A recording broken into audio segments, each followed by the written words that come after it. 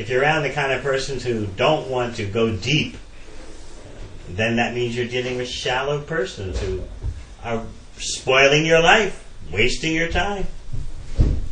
What is our real occupation? What would I be doing if I lived in Hamilton? I'd be checking out what Krishna says in Bhagavad Gita about the real career, the real lifestyle is to be active within.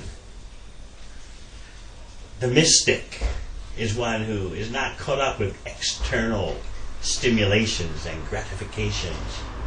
The true mystic is active within. And what is within? When I say within, I don't simply mean our stomach and our heart and our kidneys. That's within the body materially. But when Bhagavad Gita, the prime yoga text, talks about the mystic being active within, it's referring to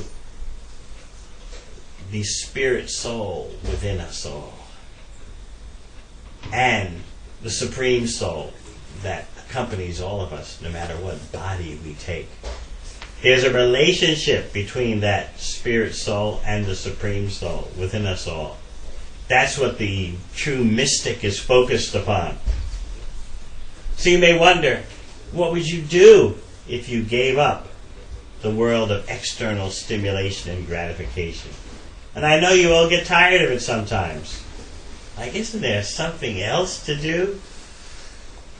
I remember during my university days, I just thought that this is all so shallow. The party life, the social life, it's so shallow. But I guess there's nothing else, I guess that's it, What can you do? You might as well make the best use of the situation because there's nothing else.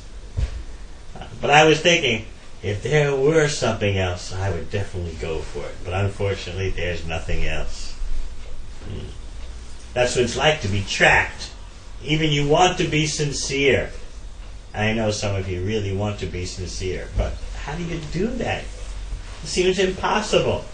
Where are the people to hang out with who want to be sincere and go deep? Everywhere we turn, we see persons trying to distract us. Hey, man, come do this, come do that, go here, go there. Dabble in this, dabble in that. Tickle yourself this way, tickle yourself that way. You get massacred by what I like to call the mass weapons of distraction. You allow yourself to be nuked by them. Just let me have it. Nuke me. I want to be maximally distracted. The internet being the ultimate doomsday device of distraction. But no one cares. No one cares. And you might try to excuse yourself. You might try to make excuses. Hey, look, this is Hamilton. What do you want out of us? Life gets pretty boring. We got to do what we got to do. But let's not blame Hamilton. Anywhere in the world, if we follow Krishna's instructions in Bhagavad Gita, we can be a true mystic who's active within, relishing within. Relishing within means relishing the spiritual energy that's made available by the Supreme Source, by the ultimate reality, by the all-attractive Krishna. Relishing within. Then you're not left exposed to be railroaded by so much temporary gratification. And you know how bad you feel afterwards. It's like, oh, well, it wasn't all that big of a deal that my mind told me it would be. But there's nothing else to do. And hey, my friends, they're all into it, so I might as well do what everyone else is doing. Isn't it tragic? It's so tragic that even when you try to go upwards, your friends bring you down. Hey, what are you doing? What are you doing? What's come over you? What's happening?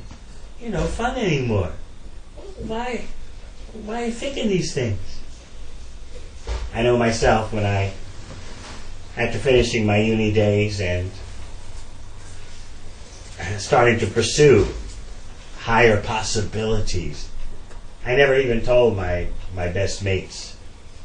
I just started getting into the Krishna yoga on my own and kept it quiet. But sooner or later, my best mates all noticed. And they confronted me one day. Hey, they don't say mate in the States. Hey, bro, what's happening? What's come over you? You're no fun anymore. What are you into? You really changed. Used to be the life of the party. Used to know where all the good times were. And now you're just so quiet and thinking all the time.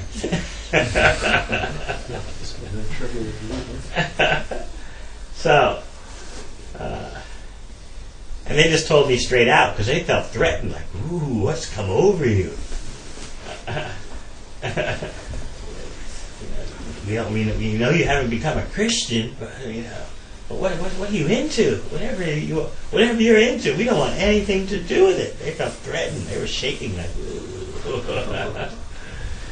So, I had one friend out of the bunch who was curious. Hey, whatever you're into, I'd like to check it out. It seems kind of cool. I mean, you're different. So that's when you find out that's when you find out who are your real friends. When you make a move upwards. Otherwise, you don't know.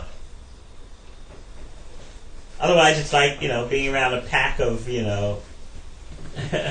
whatever. So you just, you bark this way, they bark that way, and everyone goes on barking. But as soon as you try to make a move upwards, watch and see who your friends are. Watch and see who really cares for you. Watch and see who really appreciates you. Very quickly, things become divided. You may have a few friends who support you. Yeah, we should be doing something higher. We've been doing the same thing in Hamilton, year after year. We're going nowhere fast. Yeah, I'm with you, mate. Let's go to higher ground. But many of your friends will say, oh, what's come over you? You're just missing out. You've been hearing the Haris too much. Come on. You want to be like them? Or do you want to be like us? Your friends present themselves as knowing what a successful life is, and you know they don't. But you're scared. It looks like virgin territory, unexplored territory, this higher consciousness. But that's why we have Bhagavad Gita, the prime yoga text. In Bhagavad Gita, Krishna explains very clearly the life of the true mystic. Just think, you could be a genuine mystic right here in Hamilton. You could be relishing the relationship between your individual soul and the Supreme Soul. You could be tapping into that unlimited pleasure, which doesn't change, although your body is always changing.